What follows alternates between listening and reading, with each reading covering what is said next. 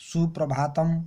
आप सभी छात्र स्वस्थ होंगे, इस शुभकामना के साथ मैं जय किशोर सिंह प्रस्तुत रेखा चित्र बाल गोविंद भगत के छठे भाग के साथ उपस्थित हूँ।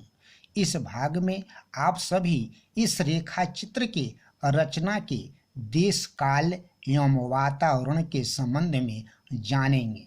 मित्रों, जब कोई रचनाकार किसी रचना का ताना बाना बुनता है तो यह निश्चित करता है कि उसकी रचना का देश क्या हो, उसका काल क्या हो और किस प्रकार का वातावरण हो। देश काल और वातावरण अगर अच्छा होता है, मानव मन को प्रभावित करने वाला होता है, तो लोग उसे खूब पढ़ते हैं, उससे शिक्षा लेते हैं, सुपथ पर चलने हेतु दृढ़ निश्चय करते हैं, उसकी सराहना करते हैं। प्रस्तुत रेखा चित्र की समीक्षा करने के क्रम में यह ज्ञात होता है कि इसका देश भारत के बिहार प्रांत के मुजफ्फरपुर का समीपवर्ती गांव बेनीपुर है। काल के आधार पर विचार करने पर यह पता चलता है कि इसका रचना काल स्वतंत्रता का काल है।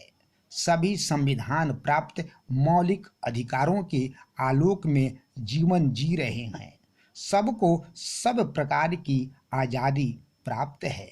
किसी पर किसी का कोई बंधन, कोई दबाव नहीं है। इसका प्रमाण है लेखक के गांव में फैला वर्ण भेद। वातावरण एक ऐसा तत्व है जिस पर रचना ही नहीं बल्कि मानव जीवन केंद्रित होता है।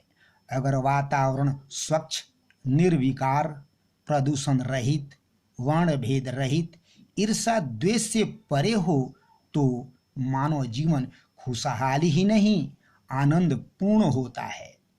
इस रेखा चित्र का वातावरण ग्रामीण परिवेश है।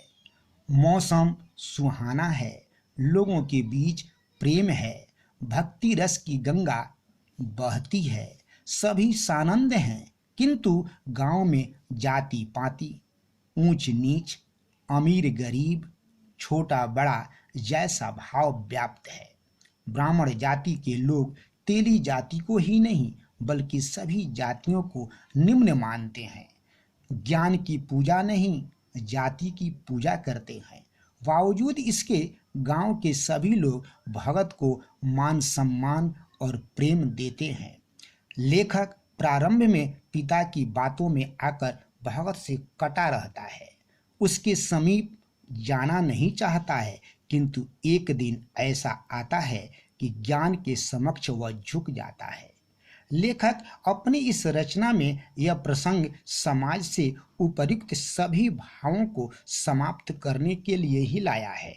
इस प्रकार रेखा चित्र कला के इस देश काल एवं वातावरण तत्व के आलोक में यह रचना खरी, प्रभावकारी एवं शिक्षाप्रद है। अतः यह एक सफल एवं श्रेष्ठ रेखा चित्र है। मित्रों, अब इस कक्षा के आधार पर आपके लिए गृह कार्य ये है।